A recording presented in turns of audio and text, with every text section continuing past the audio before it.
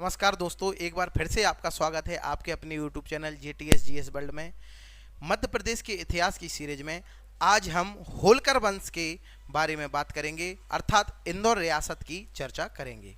तो बिना समय खराब किए हम चलते हैं होलकर वंश पर। मैंने आपको पिछली ही क्लासों में बताया था कि किस प्रकार से 1732 में पेशवा बाजीराव ने मराठा के बीच में हमारे मध्य प्रदेश के क्षेत्रों का विभाजन किया था। उसी में परगनों के विभाजन में तुकोजी राव और आपके तुकोजी राव जीवाजी राव के बीच में परगनों का विभाजन हुआ था। तुकोजी राव होलकर को इंदौर रियासत मिली थी, मालवा रियासत। यहाँ मैं आपको बता चुका हूँ। सिंधिया वंश के बारे में पिछली ही क्लास में आपसे बात कर चुका हूँ। यहाँ पर प्रमुख शासक कौन कौन होंगे उनकी हम चर्चा करेंगे, जैसे कि मल्हार राव होलकर, माले राव होलकर, फिर अहिल्याबाई होलकर, तुकोजी राव प्रथम, काशी राव होलकर, यशवंत राव होलकर। इनका थोड़ा सा ध्यान रखेंगे। मल्हार राव होलकर द्वितीय, मार्तंड राव होलकर, हरि राव होलकर, खांडे राव होलकर तृतीय, तुकोजी राव द्वितीय, शिवाजी राव होलकर, इसके बाद तुकोजी राव होलकर तृतीय और अंत में यशवंत राव होलकर तृतीय। ये कुछ शासक होंगे, हम इनके बारे में चर्चा करेंगे। मूल रूप से मैं आपको बता दूं, मैंने पिछली बार भी बताया था, शासक काफ़ी हैं। चर्चा उन्हीं की होगी जिन्होंने कुछ योग्यता कुछ किया होगा जो इम्पोर्टेंट है एग्ज़ाम के पॉइंट ऑफ व्यू से। सबसे पहले मल्हार राव होलकर। होलकर वंश के संस्थापक मल्हार राव होलकर हैं, ये मैं आपको बता चुका हूं। होलकर वंश स्थापित करने वाले मल्हार राव होलकर का जन्म महाराष्ट्र के हौल गांव में हुआ था। इसके बाद इन्होंने ही 1747 में इंदौर में राजवाड़ा का निर्माण कराया। यह इंपॉर्टेंट फैक्ट होगा, राजवाड़ा का निर्माण कराने वाले मल्हार राव होलकर। पानीपत के तीसरे युद्ध में यह भी लड़ने के लिए गए थे। वहाँ भी मैंने आपको बताया था सिंधिया में कि राणोजी सिंधिया पानीपत के तीसरे युद्ध में लड़ रहे थे। यहाँ आपके होलकरों में मल्हार राव होलकर इस युद्ध में गए थे, लेकिन एक सेनापति है सदाशिव राव, उनसे कुछ मतभेद हो जाते हैं। यहाँ पर मतभेद कर लेंगे। मतभेद होने के कारण युद्ध से वह अलग हो जाते हैं और वापस आ जाते हैं। इनकी मृत्यु 1766 में भिंड जिले में होती है। याद रखेंगे दोस्तों, मूल रूप से भिंड जिला याद रखना है। लोग इंदौर की तरफ जाएंगे, हमको भिंड जिला याद रखना है। इसके बाद उनके पुत्र हैं आपके खांडे राव, और खांडे राव का विवाह अहिल्याबाई होलकर से होता है। मूल रूप से जब आपके अहिल्याबाई होलकर का विवाह होता है खांडे राव से, तो मल्हार राव होलकर के समय में ही उनके पुत्र खांडे राव की मृत्यु हो जाती है। उनकी मृत्यु होने के कारण अहिल्याबाई होलकर स्वयं जो है शासन का संचालन शुरू करती हैं। इनके पास एक बहुत पावरफुल सेनापति हैं तुकोजी राव होलकर।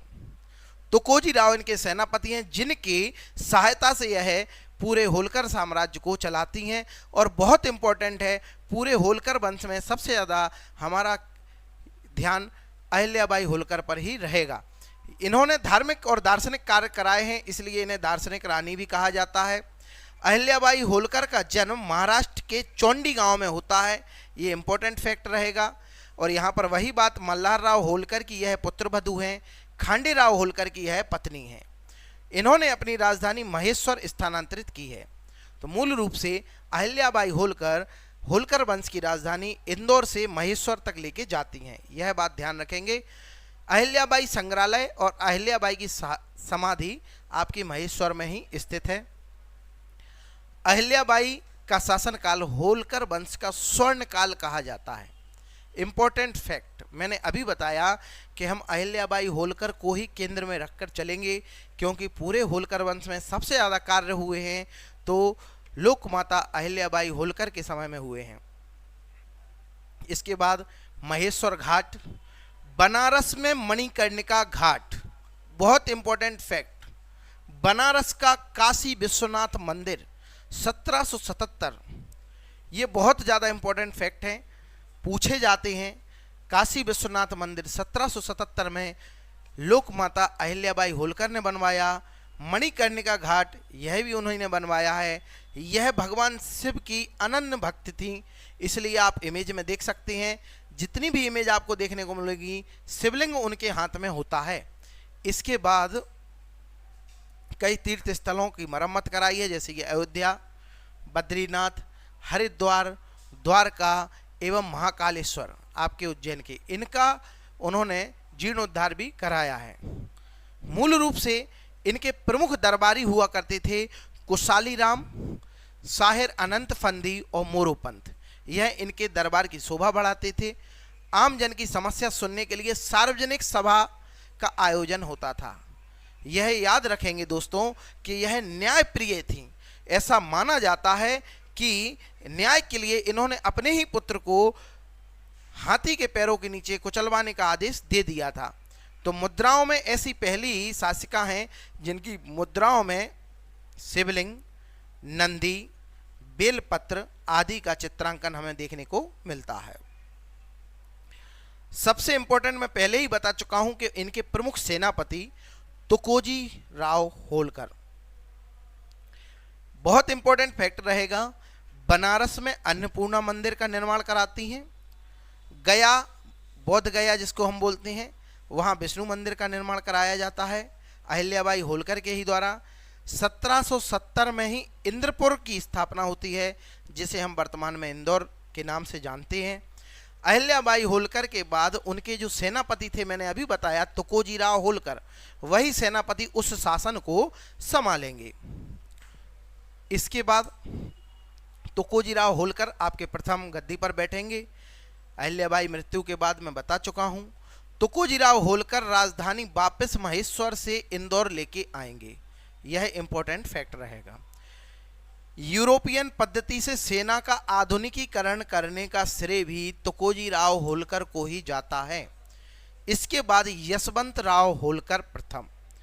यशवंत राव होलकर, इतिहासकार NS इनामदार ने इनको क्या कहा है? मध्य भारत का नेपोलियन। वैसे भारत का नेपोलियन किसको कहा जाता है? समुद्रगुप्त को। लेकिन SN सेन इनको क्या कह रहे हैं इनामदार? मध्य भारत का नेपोलियन। किसको? यशवंत राव होलकर को। मुगल सम्राट शाह आलम द्वितीय ने यशवंत राव होलकर को राज राजेश्वर बहादुर की उपाधि दी है। बहुत इंपॉर्टेंट फैक्ट है कि कोई मुगल साम्राज्य, आपका मुगल जो सम्राट है, राजा है, वह इनको राज राजेश्वर बहादुर की उपाधि दे रहा है। और जो आंग्ल मराठा युद्ध था दूसरा, उसमें इन्होंने भाग लिया था। बहुत इंपॉर्टेंट फैक्ट हो जाएगा, द्वितीय आंग्ल मराठा युद्ध में लड़ने वाले हमारी इंदौर रियासत के कौन थे? यशवंत राव होलकर। बहुत इंपॉर्टेंट फैक्ट होगा दोस्तों। इसके बाद इंदौर से भानपुरा राजधानी का परिवर्तन करेंगे। यह राजधानी कहाँ लेके जाएंगे? भानपुरा। और भानपुरा में ही एक तोपखाना बनवाएंगे। याद रखना, पहले होलकर वंश की राजधानी इंदौर है। अहिल्याबाई होलकर उसको कहाँ लेके जा रही हैं? महेश्वर। यशवंत राव होलकर उसको वापस कहाँ ला रहे हैं? इंदौर। और आपके यशवंत राव होलकर, तुकोजी राव होलकर उसको इंदौर लेके आ रहे हैं, और यशवंत राव होलकर उसको कहाँ लेके जा रहे हैं? भानपुरा। 1805 में राजपुर घाट की संधि होती है। यह आपकी आंग्ल मराठा युद्ध में ही होती है। यशवंत राव होलकर से और लॉर्ड वेलेजली के बीच में होती है। पूछा गया प्रश्न, यशवंत राव होलकर संधि, राजपुर घाट की संधि 1805।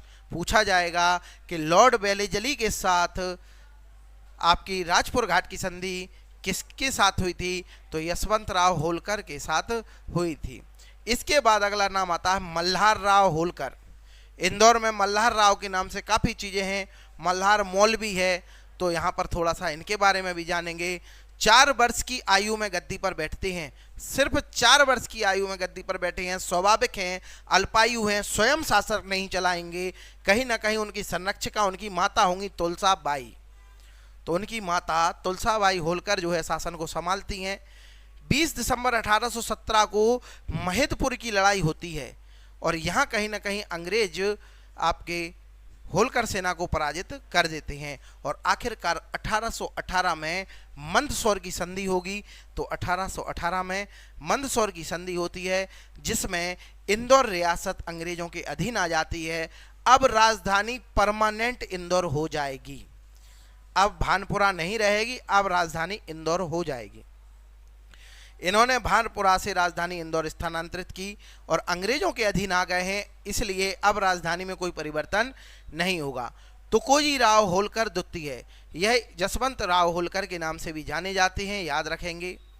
राज सिंहासन अंग्रेजों के समर्थन से प्राप्त हुआ, यह भी इंपॉर्टेंट बात है। 1857 की क्रांति में इन्होंने अंग्रेजों का समर्थन किया। स्वाभाविक है, जब कहीं ना कहीं राज्य सिंहासन मिलेंगे अंग्रेजों की सहायता से, तो हम अंग्रेजों की ही कहीं ना कहीं हेल्प करेंगे।